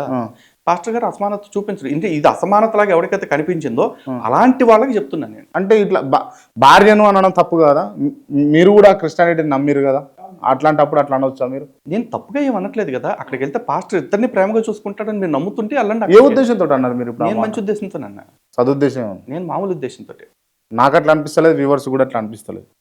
అనిపించకపోతే వాళ్ళ ప్రాబ్లం, మీ ప్రాబ్లం, నాదేం చేస్తారు. నేను ఉన్నమాట చెప్పాను. ఉన్నమాట చెప్పారు. క్రిస్టియానిటీలో ఇప్పుడు మోసాలు, దగలు, కుట్రలు జరుగుతున్నాయా?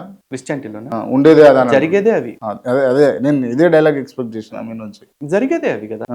ఇప్పుడు చాలా మంది ఏమంటారు, మా దేవుడు మాత్రమే నిజమైన దేవుడు, మా దేవుడిని నమ్మితేనే మీకు పరలోకం అని చెప్తున్నారు. ఇది అన్నిటికంటే పెద్ద కుట్రే కదండి.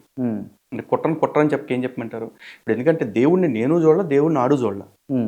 నేనేమంటున్నాను, ఈ సృష్టి అంతా భగవంతుడిదే కాబట్టి సృష్టిలో ప్రతి అణువులో పరమాత్మని చూడాలి, సృష్టిలో ప్రతి అణువుని మనం గౌరవించాలి, సృష్టిలో ప్రతి అణువుని మనం కాపాడుకోవాలి. మాకు ఉపనిషత్తులో మొట్టమొదటి మంత్రమే చెప్తున్నారు, ఈశావాస్యమిదం సర్వం యత్కించ జగత్యాం జగత్ తేన భుంజిత మాగృధ కస్య సిద్ధనం అని చెప్తున్నారు. అంటే ఏంటి, ఈ సృష్టి అంతా కూడా చరాచర సృష్టి అంతా పరమాత్ముడే నిండి ఉన్నాడు కాబట్టి ఈ సృష్టి మొత్తాన్ని కూడా త్యాగ భావనతో అనుభవించండి అన్నారు. అంటే ఒక చెట్టు ఉంది, ఒక 100 కాయలు కాసినాయండి. మన ఆకలి 2 పళ్ళకి తీరేదైతే నువ్వు ఆ 2 పళ్ళు తిను, లేదు సాయంత్రానికి కావాలంటే నువ్వు 2 పళ్ళు దాచుకో. అమ్మో ఇవి మళ్ళీ దొరుకుతాయో లేదో అని 100 పళ్ళు నువ్వే కోసుకుని తింటే మరి నీలాగే ఈ సృష్టిలో ఇంకా చాలా మందిని తయారు చేశాను కదా, మరి వాళ్ళ ఆకలి ఎవరు పట్టించుకుంటారు? కాబట్టి నీ ఆకలిని నువ్వు ఎంత గౌరవించుకుంటున్నావో, నీ ఆకలి తీర్చడానికి నువ్వు ఎంత తాపత్రయపడుతున్నావో, నీకున్న లాంటి ఆకలి ఆత్మావత్ సర్వభూతాన్ని, నీలో ఉన్న ఆత్మ లాంటిది అందరిలో ఉంది కాబట్టి మిగతా వాళ్ళకు కూడా ఆ వసతులు, ఆ వనరులు ఉండేలాగా త్యాగ భావనతో అనుభవించు, స్వార్థంతో కాకుండా అని సనాతన ధర్మం చెప్తుంది. కానీ బైబిల్లో ఏం చెప్తున్నారు? బైబిల్లో అట్లాంటి త్యాగం ఎక్కడైనా ఉందా? ఈ సృష్టి మొత్తాన్ని నువ్వు వాడుకోవటానికి సృష్టించాను, నీ ఇష్టం వచ్చినట్టు అనుభవించు అన్నట్టుగా చెప్తున్నారు. వాళ్ళు ఈ సృష్టి అంతా పరమాత్ముడిదే అంటే నమ్మరు. ఈ సృష్టిలో పరమాత్ముడు ఉన్నాడంటే వాళ్ళు ఒప్పుకోరు. ఎందుకు ఈ సంకుచితత్వం? అంటే మీకు దేశం ఉందా క్రిస్టియానిటీ మీద? ఆటోమేటిక్గా ఇప్పుడు మనం ఎప్పుడైనా దేన్ని ద్వేషిస్తామంటే రోగాన్ని ద్వేషిస్తాం, రోగిని ఎందుకు ద్వేషిస్తాం? ఇప్పుడు కరోనా పోవాలనుకున్నాం కానీ కరోనా వచ్చిన వాళ్ళంతా పోవాలనుకున్నామా? మనం కరోనా పోవాలనుకున్నాం, అంతే కదా. ఇక్కడ కూడా అంతే, ఆ సిద్ధాంతం పోవాలనుకుంటాం కానీ ఆ సిద్ధాంతం పాటించే వాళ్ళు పోవాలని మేము అనుకో, వాళ్ళందరూ కూడా మారాలనే కోరుకుంటాం. మేము మారి బ్రహ్మంతో విశ్వమార్యం, వేదం మాకు చెప్తుంది ఇదే. అంటే ఈ విశ్వం అంతా కూడా సంస్కారవంతంగా మారాలి అని కోరుకుంటున్నాం. రైట్, ఇది క్రిస్టియానిటీకి సంబంధించి చూసుకుంటే ఇప్పుడు మొన్న నాసిక్ సంబంధించి టీసీఎస్లో కొంతమంది ఈ లవ్ జిహాద్ పేరుతోటి ట్రాప్ చేసి మతం మారుస్తున్నారు అన్న అంశం కావచ్చు, అంతకుముందుకు ఫుడ్ జిహాద్ పేరుతోటి ఇట్లా చేస్తున్నారని కోబండ్ల విషయం కావచ్చు, చాలా హైలైట్ అయినటువంటి సబ్జెక్ట్స్. నిజంగా ముస్లిమ్స్ కావాలని హిందువులను లేకపోతే ఇతర మతాలకు చెందినటువంటి వాళ్ళని ట్రాప్ చేసి పెళ్ళిళ్ళు చేసుకుని మత మార్పిడి చేయడం ఉద్దేశపూర్వకంగా పెట్టుకున్నారని మీరు నమ్ముతురా? 100% నమ్ముతున్నాండి. రీజన్ ఏందానికి? రీజన్ ఎందుకు అంటే ఇప్పుడు టీసీఎస్లో జరిగిన దాని గురించి మాట్లాడమంటున్నారు అందరూ. న్యాయంగా దాని గురించి ఎక్కువ మాట్లాడటానికి కారణం ఏంటంటే ఇలాంటి ఎక్స్‌ప్లాయిటేషన్ ఆడబిడ్డలకి చాలా చోట్ల జరుగుతుంది. Not just TCS. ఇలాంటి ఎక్స్‌ప్లాయిటేషన్ కేవలం ముస్లిమ్సే చేస్తున్నారా అంటే ఈ ఒక్క వాదనని నేను ఖచ్చితంగా ఖండిస్తా. ప్రతి మగవాడు ఆడదాన్ని వాడుకోవాలని చూస్తున్నారు చాలా చోట్ల.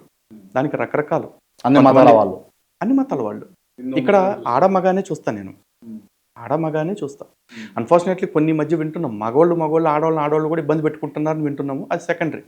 కానీ ఇక్కడ దీనికి వచ్చేపటికి ఎక్స్‌ప్లాయిటేషన్‌కి మతం లేదండి. ప్రతి వాళ్ళు కూడా ఇచ్చేస్తున్నారు. కానీ ఈ నాసిక్ విషయం టీసీఎస్ విషయంలో ఎందుకు స్పెసిఫిక్గా మాట్లాడుకోవాలి అంటే ఇది మిగతా వాళ్ళందరూ కూడా వాళ్ళ బయాలజికల్ నీడ్స్. ఒక అమ్మాయిని చూడగానే మగవాడికి కలిగే ఫీలింగ్స్ లేదా మగవాడిని చూడగానే కొంతమంది అమ్మాయిలకు కలిగే ఫీలింగ్స్ వల్ల ఇవి జరుగుతున్నాయి. కానీ ఇక్కడ ముస్లిమ్స్ విషయంలో ఎందుకు ఇట్లా మాట్లాడుకోవాలంటే వాళ్ళ మత గ్రంథం వాళ్ళకి అలా చెప్తుంది. అన్యమత స్త్రీలను ఎవరైతే ఉంటారో వాళ్ళని నువ్వు పెళ్లి చేసుకున్నా మతం మార్చు లేదా మతం మార్చైనా పెళ్లి చేసుకో అని చెప్పేసి దీనికే మేము లవ్ జిహాద్ అని చెప్పేసి అంటున్నాం. ఒకవేళ లవ్ జిహాద్ అనే పేరుతో ఎవరికైనా ప్రాబ్లం ఉంటే కనుక ఇంకో పేరు ఏదైనా పెట్టండి, సూటబుల్ నేమ్. కానీ మేము ఎందుకు అంటున్నాము అంటే ఖురాన్లోనే సూరా 2 ఆయత్ 221లో చాలా స్పష్టంగా చెప్తున్న మాట ఏమిటి? ఖురాన్లో చెప్తున్న మాట చెప్తున్నాను. ఎవరైనా ఒక స్త్రీ నీకు బాగా నచ్చినప్పటికీ ఆమె విశ్వసించి అల్లా మార్గంలో చేరనంత వరకు ఆమెను వివాహ బంధంలోకి తీసుకోవద్దు. ఒక అవిశ్వాసురాలు నీకు ఎంతగా నచ్చినప్పటికీ ఆమె కంటే విశ్వాసురాలైన బానిస స్త్రీ ఎంతో మేలు అని చెప్పేసి చెప్తున్నాడు. అసలు ఫస్ట్ ఆఫ్ ఆల్ ఇక్కడ అవిశ్వాసురాలైన స్త్రీని నువ్వు మతం మార్చి పెళ్లి చేసుకో లేదా పెళ్లి చేసుకుని మతం మార్చని చెప్పడం ఏంటి?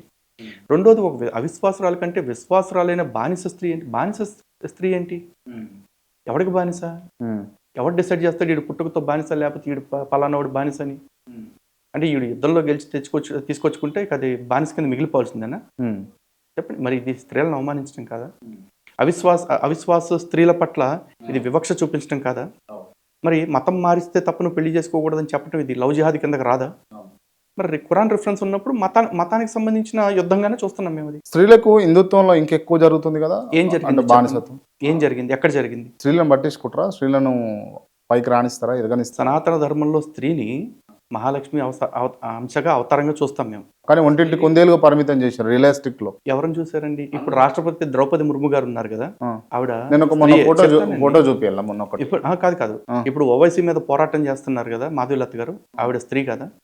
ఇప్పుడు ఓవైసీ గారిని ఒక స్త్రీతో నేను పోరాటం ఏంటి? స్త్రీని మనం గౌరవించాలి కాబట్టి నేను పక్కకు తప్పుకుని నా భార్యను నిలబెడుతున్నాను. ఓవైసీ గారిని వాళ్ళ భార్యను నిలబెట్టమనండి ఎలక్షన్స్ లో. ఆయన అంటే స్త్రీ అభ్యుదయవాది కదా ఆయన. పైగా ఆయన మొన్న చెప్పారు త్వరలో బురకా వేసుకున్న మహిళ ప్రధానమంత్రి కావాలి అన్నారు కదా. వీళ్ళు కావాలని కోరుకోవటం ఫస్ట్ ఆయన భార్యని హైదరాబాద్ ఎంపీని చేయమనండి. అప్పుడు స్త్రీ సమానత్వం గురించి మనం మాట్లాడదాం. సనాతన ధర్మం తొక్కేస్తాం. మేమైతే ఆడవాళ్ళకి చీకటి ముసుగులేసి బురకాల్లో బంధించలేదండి. లేదు, ఇప్పుడు నడుస్తుంది. ఇప్పుడు బయటికి వస్తుండ్రు, పని చేసుకుంటుండ్రు, పాలన చేయాలని ఆలోచన. ఒకప్పుడు ఝాన్సీ లక్ష్మీబాయి ఎవరు, రాణి రుద్రందేవ్ ఎవరు, రాణి దుర్గావతి ఎవరు, కొంతమంది చాలా మంది 99% ఒంటింటి కుందేలుగా మహిళలు ఉన్నారా లేరా? అలా ఉండేవాళ్ళు ఉన్నారు. అలాగే వంటింట్లో వంటలు చేస్తున్న భర్తలు ఉన్నారు. అప్పుడు కూడా రేషియో మారుండొచ్చు అప్పటికి ఇప్పటికి. కానీ మార్పునైతే స్వాగతించింది సనాతన ధర్మం, సంస్కరించుకుందిగా. ఈ మాత్రం సంస్కరణ మరి ఇస్లాంలో కూడా తెప్పించండి. హిజాబుల్లో బుర్కాల్లో బంధించినందుకు ఆడవాళ్ళకి స్వేచ్ఛ ఇవ్వండి అని చెప్పండి. మీరే చేస్తారేమో చూడండి ఒకసారి. ఓకే, మీరు అంటే ఇప్పుడు కూడా ఇస్లాంలో మగవాడికి స్వేచ్ఛనిచ్చారు, నలుగురిని పెళ్లి చేసుకోవచ్చు, తర్వాత ఉంచుకోవచ్చు కొంతమందిని అని. అదే స్వేచ్ఛ ఆడవాళ్ళకి కూడా ఇవ్వమని చెప్పండి, సమానత్వం ఇవ్వమని చెప్పండి. ఆడవాళ్ళు కూడా నలుగురు కమ్యూనిటీకి ఇవ్వమని చెప్పండి, తప్పేముంది? సమానత్వం కోరుకుంటున్నప్పుడు నేనైతే ప్రతి ఆడబిడ్డని నా సోదరు అనుకునే మాట్లాడుతున్నా. కానీ మగవాడికి ఇచ్చిన స్వేచ్ఛ ఆడవాళ్ళకి కూడా ఇచ్చి అప్పుడు మాట్లాడమనండి సమానత్వం గురించి. ఓకే, అలాగే శబరిమల విషయంలో పోరాటం చేస్తున్నారు, ఆడవాళ్ళకు కూడా ప్రవేశం కావాలి అని చెప్పేసి. సరే, ఆ ప్రవేశం కోసం నేను పోరాటం చేయమంటే చేస్తా. మరి మసీదుల్లో కూడా ఆడవాళ్ళకి ప్రవేశం కల్పించమని పోరాటం చేయమని. ఇప్పుడు మాకు స్పెసిఫిక్గా ఒక దేవాలయంలోకి ఆడవాళ్ళకి పర్మిషన్ లేదంటున్నాం. అలాగే కొన్ని దేవాలయాల్లోకి మగవాళ్ళకి పర్మిషన్ లేని ఆలయాలు కూడా ఉన్నాయి, పుష్కర్ లాంటి ఆలయాల్లో. కానీ అసలు ఏ మసీదులోకి ఆడవాళ్ళకి ఎంట్రీ ఎందుకు లేదు అది చెప్పమనండి. సమానత్వం వచ్చేసినట్టే. Okay, right. ఓకే, అంటే మీకు టార్గెట్ క్రిస్టియన్స్, ఇటు ముస్లింలు, అంతేనా? కాదు, నా టార్గెట్ నా ధర్మాన్ని టార్గెట్ చేసేవాళ్ళు. అది క్రిస్టియన్స్లో ఉంటే క్రిస్టియన్స్, ముస్లిమ్స్లో ఉంటే ముస్లిమ్స్, నాస్తికుల్లో ఉంటే నాస్తికులు, ఎథిస్టులో అంటే కమ్యూనిస్టులో ఉంటే కమ్యూనిస్టులు, సూడో సెక్యులర్స్లో ఉంటే సూడో సెక్యులర్లు, మా హిందుత్వంలోనే ఉంటూ కొంతమంది దొంగ నాటకాలు దొబ్బే బ్యాచ్లు ఉన్నారు. ఈ బొమ్మ కుమారులు కానీ లేకపోతే ఈ తొక్కల మూమెంట్లు అని పెట్టుకుని బొమ్మకుమారి ఎవడో సంస్థలు దిక్మాల సంస్థలు. నాకు బ్రహ్మకుమారి అంటే తెలుసు కానీ బొమ్మకుమారి అంటే తెలియదు. అదే మీకు తెలిసిన వాళ్ళే కాదు, చాలా మంది ఉన్నారు ఇంకా హిందుత్వానికి ద్రోహం చేసేవాళ్ళు. వీళ్ళందరి మీద మీ పోరాటం ఉంటుంది. అందరి మీద ఉంటుందండి. సరే నేను ఎవరితో అడిగినా కూడా మీరు డిబేట్కు రాగలుగుతారా? అడగండి, మీకు ఏం అభ్యంతరాలు ఉండవు? నాకే అభ్యంతరం లేదు. ఎందుకంటే నేను ధర్మాన్ని నమ్ముతున్నా, సత్యాన్ని నమ్ముతున్నా. నేను గెలుస్తానని నమ్మకం కాదు, నా సత్యం గెలుస్తుందని నమ్మకం. నేను ఒకసారి ఒక పర్సన్కి ఫోన్ చేస్తా, పేరు కూడా చెప్పా మీకు. ఓకే, ఒకసారి అడుగుతా డిబేట్కి వస్తారా అని. నమస్తే అండి, జాన్ బాబు గారు బాగున్నారా? క్రాంతి గారు ఎలా ఉన్నారు? యా బాగున్నానండి, మీరు బాగున్నారా? సార్ యా బిజీ ఉన్నారా, ఫ్రీ ఉన్నారా అండి? చెప్పండి, మాట్లాడచ్చు ఒక 2 నిమిషాలు? మాట్లాడండి. యా సార్, నేను ఇంటర్వ్యూలో ఉన్నానండి, నా ముందు లలిత్ గారు ఉన్నారు, హిందూ జనశక్తి. యా, ఒకసారి హలో చెప్తారా? ఎందుకు చెప్పండి సార్, మా లలిత్ గారు అయితే. హలో చెప్పండి ఒకసారి. జాన్ బాబు గారు నమస్కారం అండి. నమస్తే సార్, ఎలా ఉన్నారు? యా బాగున్నాను సార్. సార్ ఏంటి, ఏమైనా లైవ్ ప్రోగ్రామ్ జరుగుతుందా ఏంటి? లైవ్ జరుగుతుంది. యాక్చువల్లీ నాకు చెప్పాలా మీ పేరు, మీరని చెప్పకుండా కాల్ చేశారు ఆయన. బట్ నాకు ఆ డైలాగ్ కాలర్ ట్యూన్ వినంగానే గుర్తుపట్టాను మీరే అని. అట్లాగా? అవును, అదే క్రాంతి గారు మాట్లాడతారంటే ఒక్క నిమిషం ఇస్తున్నాండి. మీకు ఓపెన్ ఆఫర్ చెప్పేస్తున్నాను క్రాంతి గారు, ఎందుకంటే క్రాంతి టీవీ మీతో నాకున్న అనుబంధాన్ని బట్టి క్రైస్తవులు, ముస్లింలు, నాస్తికులు, కమ్యూనిస్టులు, ఇంకెవరైనా సూడో సెక్యులర్ బ్యాచ్ ఎవరైనా సరే మీరు ఎనీ టైం సబ్జెక్ట్ మీద ఇంటర్వ్యూ చేద్దాము అంటే కనుక నేను ఎప్పుడూ రెడీగా ఉంటాను. అయితే ఇక్కడ మన హిందూ బంధువులకి ఒక చిన్న స్టేట్మెంట్ మీ ద్వారా ఇవ్వాల్సింది ఏంటంటే, చాలా మంది డిబేట్ అయిపోయిన తర్వాత అన్న ఇలాంటి వాళ్ళతో డిబేట్ ఏందన్నా, ఇలా సబ్జెక్ట్ లేదన్నా, అది ఇదని మాట్లాడుతున్నారు. ఎవరి సబ్జెక్ట్ ఏంటి అనేది ఎదురుగా కూర్చునే వరకు మనకు తెలియదు. అండ్ ఇంకోటి, డిబేట్లో మనం కాస్త పై చేయి చూపించేటప్పటికి ఎదటోడు శాంతం పిచ్చోళ్ళకి కనిపిస్తాడు తప్ప అన్ని విషయాల్లో వాళ్ళు పిచ్చోళ్ళు అవ్వాల్సిన అవసరం లేదు. అదే డిబేట్ ఒకవేళ నాది కొంచెం డౌన్ హ్యాండ్ అయ్యింది అనుకోండి, వాళ్ళు అట్లాగే ప్రచారం చేస్తారు, లలిత్ గారికి సబ్జెక్ట్ లేదు, ఇట్లాగే మాట్లాడతారు. So don't come to conclusion. నాకు ఇక్కడ చర్చకు మీరు పిలిచేదాకా, ఇక్కడికి వచ్చి కూర్చుని లేచి వెళ్ళేదాకా అక్కడ ఏం జరుగుతుందో నాకు తెలియదు, మీకు తెలియదు. కానీ జనాలు ఏంటంటే కంక్లూజన్కి వచ్చేస్తారు డిబేట్ అయిన తర్వాత. డిబేట్ అయ్యాకే కదా తెలిసేది వాడు పిచ్చోడా నేను పిచ్చోడా అని. సో డిబేట్ అయిన తర్వాత వచ్చే జడ్జిమెంట్స్ని మీరు ఎక్కువ కన్సిడర్ చేయొద్దు. ఇదైతే పబ్లిక్ నేను చేసే విజ్ఞప్తి. అండ్ ఒక అంశం, చివరి అంశం మిమ్మల్ని అడగాలి, మీతో మాట్లాడాలి. ప్రకాష్ రాజ్ మీద మీ అభిప్రాయం ఏంది? హీరోగా, విలన్గా, సినిమా యాక్టర్ ప్రకాష్ రాజ్. ఈ కొన్నిసార్లు అంతే అండి, అద్భుతాలు జరుగుతాయి అంటారు కదా, అలాంటి అద్భుతం ఇది కూడా ఒకటి. ఎప్పుడంటే జనరల్గా హీరోలుగా మనం మనుషుల్ని, నటులుగా మనుషుల్ని చూస్తాం, ఇప్పుడు ప్రకాష్ రాజ్ని కూడా చూస్తున్నాం. అంటే మీ అర్థం ఏంది? అంటే మనుషుల్నే చూసాం ఇప్పుడు దాకా నటులుగా, ప్రకాష్ రాజ్ని కూడా చూస్తున్నాం అంటున్నా. ప్రకాష్ రాజ్ అంటే ఏంటిది అంటున్నా? ప్రకాష్ రాజ్ కూడా మనిషే కదా? కాదు కదా, వాడు పశువు. వాడు అంటారా? అంటారా వాడు లక్ష్మణుని రాముడు లక్కీ అని పిలిచాడని చెప్పినప్పుడు నేను ప్రకాష్ రాజ్ గారిని నా కొంచెం క్లోజ్గా పిలుచుకుంటున్నాను. గాండి నా ఫ్రెండ్ ఆడు. ఎప్పుడైనా కలిసినా మీరు? ఫోటో అన్నది దిగారా? ఛాయ్ అన్నది తాగిరా? కలవాలండి. ఇప్పుడు దేవుడిని కలిసి నేను నాకు ఆత్మీయుడు అనుకుంటున్నాను, భగవంతుడిని లేదు కదా, నా భావన అది. అలాగే వాడితో నాకు మంచి ఫ్రెండ్షిప్ ఉందనుకుంటున్నాను. వాడు వీడేందండి నాకు అర్థం కాదు. నా దోస్త్ అనుకుంటున్నాను వాడిని. వాడు మీకు దిగుతలేరు మీరు? అరే వాడు నా దోస్త్ అనుకుంటున్నా అండి. ఇప్పుడు వాడికి మించి దిగపోవటం కాదు, అని చెప్పేసి అనొచ్చు నేను, కానీ ఇది సభా సంప్రదాయం కాదు కాబట్టి నేను ఆ మాట అంటారు కదా, ఇప్పుడు అనకూడదని చెప్తున్నా. మీకు బూతులు వస్తాయి? అయితే నాకు బ్రహ్మాండంగా వస్తాయి. నాకు బూతులు నేను మాట్లాడితే ఎదుటికి ఒక్కసారి చెవుల్లోంచి రక్తం కూడా కాదు, అలాంటి బూతులు వస్తాయి. హిందూ ధర్మం అది నేర్పుతుందా? అట్లా మాట్లాడమని నేర్పుతుందా హిందూ ధర్మం? ఏం నేర్పుతుందంటే, యస్మిన్ యథావర్తతే యో మనుష్యాః తస్మిన్ తథావర్తితవ్యం సధర్మ. ఎవడు నీతో ఎలా వ్యవహరిస్తాడో తిరిగి నువ్వు వాడితో అలాగే వ్యవహరించమని చెప్తుంది. ఎట్లనైనా వాడు పశువు లెక్క వ్యవహరిస్తే పశువు లెక్కనే, పశువుని పశుబలంతోనే అణచాలిగా. ఒక్కొక్కసారి అంటే మీరు చెప్పేటటువంటి అంశాలకు ఏమనాలో అర్థం కాదు. ఏమనొద్దు, వినొదిలేటువంటి, ఎందుకంటే వాస్తవం కదా నేను చెప్పేది. ప్రకాష్ రాజు ఎక్కడ తప్పు చేసిండు, ఎక్కడ తక్కువ చూసిండని అనిపించింది మీకు? వాడు ప్రతి అంశంలో తప్పే చేస్తున్నాడు కదా హిందుత్వం విషయంలో. మళ్ళీ వాడంటారు మీరు. సరే, ప్రకాష్ రాజ్ గారు ఇప్పుడు నిన్న ఏదో సాహితీ ఫెస్టివల్ ఏదో జరుగుతుంది కేరళలో. అక్కడికి వెళ్ళి కూర్చుని ఎవరో పిల్లలు రాశారట రామాయణాన్ని వక్రీకరించి పుస్తకం. వాడు చెప్తున్న మాట, ఎవరో పిల్లలు బుద్ధి లేకుండా రాస్తే నీ బుద్ధి ఏమైపోయింది? నువ్వు చెప్పాలి కదా వాళ్ళకి, ఇది తప్పు, ఈ దేశంలో రాముడిని దేవుళ్ళ కొలుస్తున్న వాళ్ళు కొన్ని కోట్ల మంది ఉన్నారు, ఆ రాముడికి గుడి కట్టడం కోసం కొన్ని 100 ఏళ్ళు పోరాటం చేశారు, ఆ రాముడికి గుడి కట్టడం కోసం కొన్ని వేల కుటుంబాలు కొన్ని వేల కోట్ల రూపాయలు విరాళం ఇచ్చుకున్నారు. వాళ్ళు ప్రభుత్వం నుంచి ఏమీ ఆశించకుండా వాళ్ళల్లో వాళ్ళే పోరాటం చేసుకుని, వాళ్ళల్లో వాళ్ళే చందాలు వేసుకుని, వాళ్ళల్లో వాళ్ళే చక్కటి గుడి సాధించుకున్నారు. అంత యుద్ధం రాముడి కోసం చేస్తున్న వాళ్ళు, వాళ్ళ విషయంలో వాళ్ళు నమ్మే దేవుడిని నువ్వు ఇంత దరిద్రంగా రాయకూడదు అని పిల్లలకి వాడు చెప్పాలి. కానీ ఆ పిల్లలు రాసిన పుస్తకాన్ని వాడు ఎండార్స్ చేస్తూ ఆ వేదిక మీద దాన్ని వెటకారం చేస్తూ చెప్పాడు. Rama used to call Lakshman as lucky అని చెప్పేసి అంటున్నాడు. ఈ వెటకారం ఎందుకు వచ్చింది వాడికి? దానివల్ల మీకు కోపం వస్తుంది? దానివల్ల కాదు, దానివల్ల కూడా కోపం వచ్చింది. దానికి ముందే ఆడు చాలా యాదవ మాటలు మాట్లాడాడు. అయితే ఈ యాదవ మాటలు ఒక్కడే మాట్లాడుతున్నాడు అంటే ఇట్లాంటి బ్యాచ్ ఇంకా చాలా మంది ఉన్నారు. కాకపోతే బీయింగ్ ఎ సెలబ్రిటీ వీడు చెప్తే ఒక 100 మంది వింటారు అని తెలిసినప్పుడు వాడు ఎంత బాధ్యతగా ఉండాలి. ఇప్పుడు నాకు బాధ్యత గుర్తు చేస్తున్నారు, బీపేయండి అని చెప్పేసి నా మాటలకి. ఎందుకు? నేను చెప్తే కొంతమంది వినేవాళ్ళు ఉన్నారు కాబట్టి నా మాటలు వాళ్ళు ఇన్ఫ్లుయెన్స్ చేయకూడదు కాబట్టి నేను మాట్లాడే బూత్ మాట. మరి ఇదే జ్ఞానం ఇదే బాధ్యత ఆ గాడిదకు కూడా ఉండాలిగా, ఆ ప్రకాష్ రాజ్ అనే గాడిదకి. మీరేమో ఇట్లా అంటున్నారో, మీరేమో వ్యతిరేకిస్తున్నారో, మీరేమో తిడుతున్నారు. కానీ ప్రకాష్ రాజు మాట్లాడినటువంటి అంశాలను మాటల్ని కూడా సమర్థించేటటువంటి వాళ్ళు వ్యక్తులు ఉన్నారు కదా. అంటే ప్రకాష్ రాజు మాట్లాడిన మాటలు కూడా సమర్థించే వాళ్ళు ఉన్నారు కదా. దానిపైన మీ అభిప్రాయం? రావణాసురుని సమర్థించే వాళ్ళు కూడా ఉన్నారండి. ఏం చేద్దాం మరి, సమాజంలో అందరూ ఉంటారు. అంటే రావణాసురుడు ప్రకాష్ రాజు ఒకటేనా? ఒకటే కదా. అంటే ఒకటని నేను అనట్లేదు, అంటే ఒకే ఐడియాలజీ. రావణాసురుడు గొప్పవాడు, మంచివాడు అంటే కొన్ని విషయాల్లో ప్రకాష్ రాజు కంటే. ప్రకాష్ రాజ్తో పోలిస్తే రావణాసురుడు చాలా మంచివాడు అంటున్నాను. Thank you sir, thank you so much. Thank you అండి. అండ్ ఇంటర్వ్యూ క్లోజ్ చేసే ముందు నేను కొంతమంది పేర్లు చెప్తా, వాళ్ళకి సంబంధించి ఓన్లీ 1 word ఆన్సర్. ఇక ముందుగా ప్రకాష్ రాజ్. చెప్పాను కదండి, రావణాసురుడి కంటే ఘోరమైన వాడు. ఫస్ట్ ఆఫ్ ఆల్ మనిషి కాదు, మోడీ అవతార పురుషుడు. అమిత్ షా గట్టుడు. యోగి ఆదిత్యనాథ్ మరో అవతార పురుషుడు అండి. చిన్నజీర స్వామి తను నమ్మిన సంప్రదాయం కోసం కష్టపడుతున్న వ్యక్తి. రాధా మనోహర్ దాస్ ధర్మం కోసం ప్రచారం చేస్తున్న వ్యక్తి. కరుణాకర్ సుగుణ స్వచ్ఛమైన సనాతనవాది, మంచి మిత్రుడు. కరాటే కళ్యాణి. ఏం ఒపీనియన్ లేదు నాకు ఆవిడతో పరిచయం, అంటే పెద్ద కలిసి పనిచేసింది తక్కువ కదా, ఒపీనియన్స్ ఏం లేదు. రేవంత్ రెడ్డి. ఒపీనియన్ చెప్పేంత మార్క్ అయితే ఆయన తెచ్చుకోలేదండి ఇంకా. KCR. Statesman. KTR. Good administrator. Harish Rao. నియోజకవర్గంలో ప్రజల ఫీడ్బ్యాక్ అయితే డెడికేటెడ్ పర్సన్. రాజా సింగ్. హిందుత్వవాది, అంత స్వచ్ఛమైన హిందుత్వవాది. బండి సంజయ్. డెఫినెట్గా మంచి లీడర్ అండి. లలిత్ కుమార్. స్వచ్ఛ హిందుత్వవాది. జర్నలిస్ట్ క్రాంతి. స్వచ్ఛమైన journalist. Thank you so much. Thank you sir. And నేను ఇప్పుడు కొంతమంది పేర్లు, 2 పేర్లు చెప్తా, అందులో మీరు ఒక్కరినే సెలెక్ట్ చేసుకోవాలి. ఎందుకు సెలెక్ట్ చేసుకోరు లాస్ట్లో రీజన్ చెప్పాలి. ఓకే. మోడీ, యోగి ఆదిత్యనాథ్. యోగి ఆదిత్యనాథ్ అండి. యోగి ఆదిత్యనాథ్. అమిత్ షా. యోగి ఆదిత్యనాథ్. అమిత్ షా. మోడీ. మోడీ. మోడీ ఇందిరాగాంధీ. మోడీ. ఇందిరాగాంధీ సోనియా గాంధీ. ఇద్దరిని సెలెక్ట్ చేయను అసలు. రాజా సింగ్. బండి సంజయ్. బండి సంజయ్. బండి సంజయ్ ఈటల రాజేందర్. బండి సంజయ్.